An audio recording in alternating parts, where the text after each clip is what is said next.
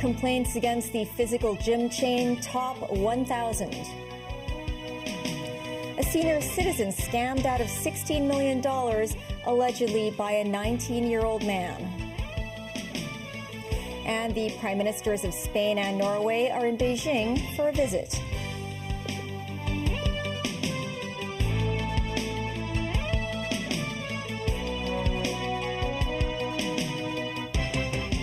Hello, I'm Melissa Hekalea, and this is TVB News. The number of complaints against gym chain Physical received by the Consumer Council has topped 1,000. Trainers also filed reports with the police today against the chain over delayed wage payments and possible fraud involved in its closure. Jackie Lynn has the story. Multiple former physical fitness trainers made their reports at the Tsim Sha Tsui police station. They say that the gym chain owes them wages and mandatory contributions to their mandatory provident fund accounts. 5 days before its closure, Physical still rolled out the $1,000 special commission scheme for trainers who can sell more than 30,000 Hong Kong dollars worth of prepaid packages to new customers. One of the fitness coaches, Mr. Feng, said Physical has 700 plus employees, meaning more than 700 families are affected by the closure. He hopes the matter can be solved as soon as possible. District Councillor Chen Siu-Tong noted the suspected elements of fraud. He said the hard-selling practice, especially before the abrupt closure, could be a last-ditch effort to boost sales and cobble up money. Physical announced on Saturday that a new investor and the landlord of the Wan Chai branch had reached a preliminary consensus. The Wan Chai branch will reopen under a new brand name, Healthy. The new investor promised to provide new services for existing customers. Still, the Consumer Council has received 1,000 complaints involving $31 million. The most serious case involves $650,000. Julie Wang, chief executive of the Consumer Council, said in that particular case, the trainer coaxed the client into signing 4 different contracts.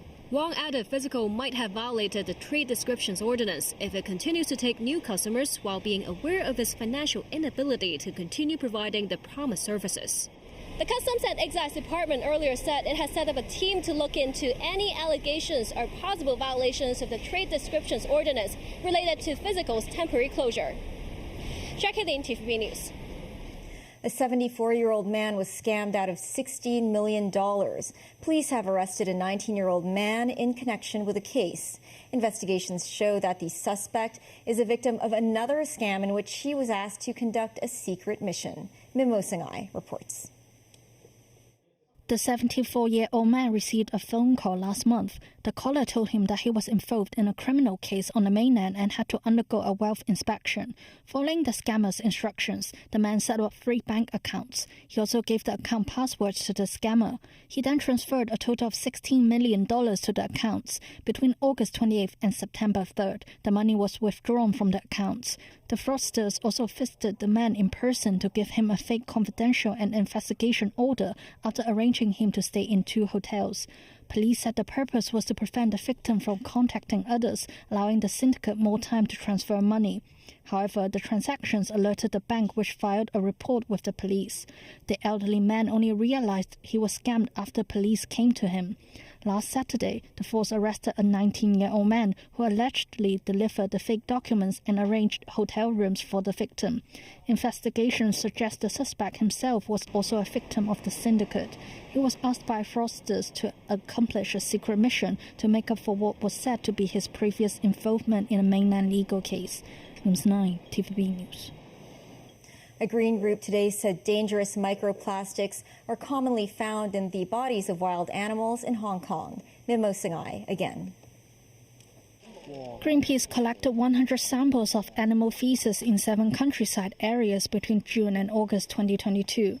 They wanted to find out if microplastics, fragments of any type of plastic less than 5 millimeters, would be found in the bodies of 5 types of wild animals, including water buffaloes, wild boars, and cows. Among the 100 samples, 85% were detected to contain microplastics. The concentration of microplastics was highest in cow feces, with a median of 65.5 pieces per gram. Meanwhile, the detected types of microplastics were mainly polyethylene and polypropylene. Greenpeace said plastic pollution can have consequences, posing a dangerous risk to the food chain. The group's campaigner Lian Tam said microplastics can be absorbed by plants or eaten by small animals. She said humans can digest the microplastics fragments once they enter the food chain, which could affect our immune or reproductive systems. The government implemented its first phase of regulation of single-use plastics in April. The Green Group said this is just the first step. For the second phase of regulation, the government should have the timetable of how we should regulate it and prevent those plastic invade our system. We should also provide choice for customers. So the government should also provide more funding to the business side to promote the reuse system. News 9, TVB News. The prime ministers of Spain and Norway are in Beijing for meetings with President Xi Jinping and other Chinese officials. Pedro Sanchez visits with a row continuing over potential EU tariffs on Chinese electric vehicles, which could lead to Beijing putting levies on Spanish pork imports. David Garrett has more. Two premiers with much to discuss. Pedro Sanchez being welcomed by Li Qiang. All friendly to begin with, but Spain's Prime Minister arrives in China at a sensitive time, knowing he's likely to come under pressure for what Beijing calls European Union protectionism. In just a few weeks, the EU decides whether to go ahead with 36% import tariffs on Chinese-made electric vehicles. Several EU countries, including Spain, say they back the measure because cheap Chinese EVs are flooding the market and potentially putting their auto workers out of jobs. It's likely to be EU law by November, although in July's advisory vote, 4 countries said no to tariffs. Finland, Germany and Sweden abstained, while Spain said yes, but could change course. Beijing has bargaining power too. In a tit-for-tat move, Xi Jinping is threatening levies on EU pork. That would chop into Spain's economy. Spain is the leading source of Chinese pork imports, accounting for 20%, with the estimated value 1.2 billion euros. Sanchez went through the formalities in the Great Hall of the People, but there will be business to discuss with Xi and other Chinese officials in what is his second visit to the Chinese capital in 18 months. Sanchez may want to turn talks to areas where Spain and China agree. Spain is also focused on attracting investment in clean technologies, especially hydrogen development, where it has significant advantages and a strategic position. Energy has become a vital link between the two economies, positioning Spain as the leading European partner for China in this sector. Sanchez is not the only European leader in China. Clean energy and climate change are likely to be at the centre of the conversation between Norwegian Prime Minister Jonas Gahr Støre and Beijing officials. Støre received a warm welcome as his 3-day visit began. China said their goals are advancing mutual trust and furthering the green transition. Norway has its own interests, with 55 ships under construction in China. David Garrett, TVB News. In Beijing, the foreign ministry says China is committed to promoting peace talks between Russia and Ukraine. This came as the defense ministry announced joint naval and air drills with Russia starting this month. Foreign Ministry spokesperson Mao Ning said China supports all efforts for a peaceful settlement to the crisis, and it is willing to continue working with the international community to accumulate conditions for a political settlement. That came hours after German Chancellor Olaf Scholz told an interviewer that he has an agreement with Ukrainian leader Volodymyr Zelensky that Russia will be included in a future peace conference. Moscow has not been invited in the past. Meanwhile, Romania and Latvia are investigating what they say are Russian drones that crashed after breaching their airspace.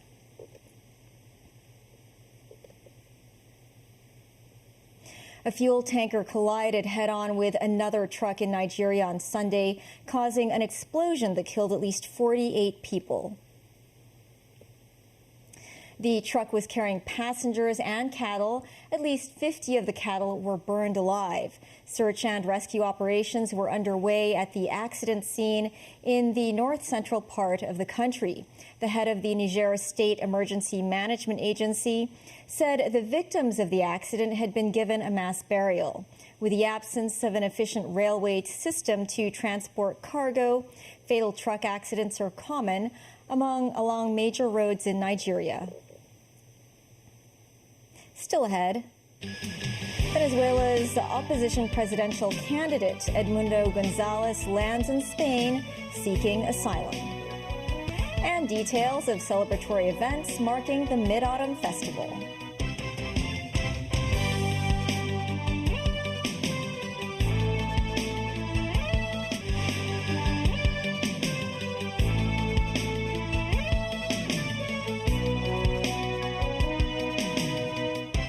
Welcome back.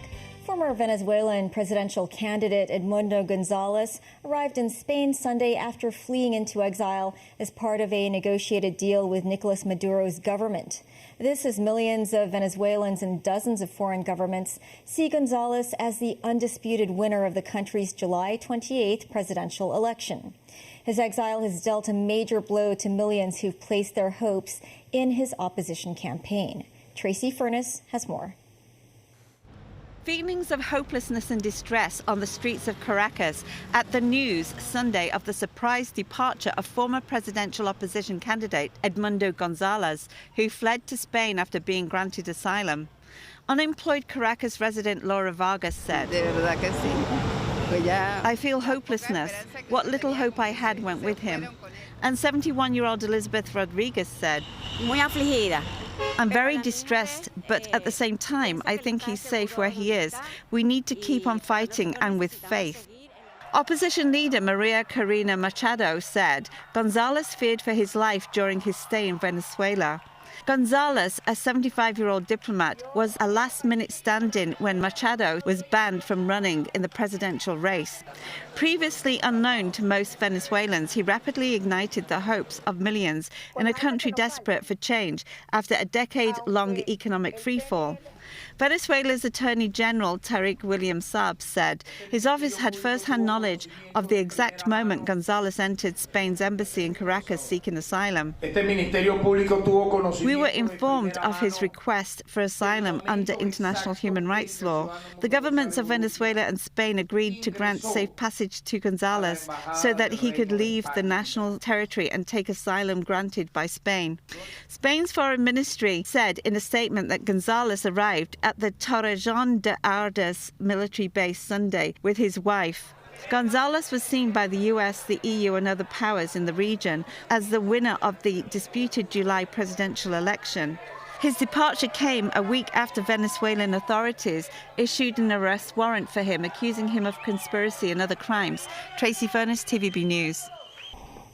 The two-day Philanthropy for Better Cities Forum is being held at the West Kowloon Cultural District. The opening ceremony was attended by Chief Secretary for Administration Eric Chan and the CEO of the Hong Kong Jockey Club. This year's theme is delivering impactful philanthropy in the real world. It includes the launch of a commission on Asian philanthropy. In a video speech, Chief Executive John Lee said Hong Kong is home to more than 10,000 tax-exempt charities. Lee said the city is set to attract even more philanthropic investment and capital to help boost its status as a global philanthropic center.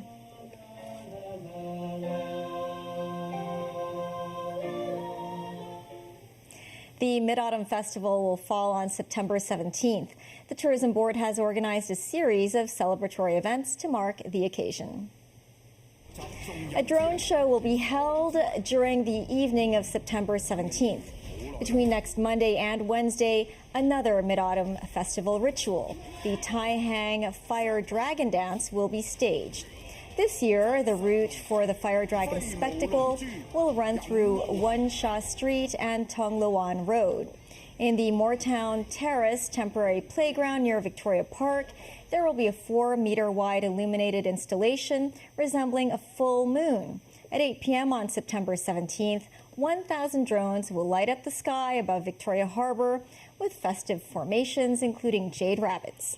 Mid-autumn lantern carnivals will also be held at various locations, including Victoria Park, the Cultural Centre in Tsim Sha Tsui, as well as in Wong Tai Sing and Wan Chai. That's the news. Thanks for watching. Pearl Magazine is up shortly. See you then.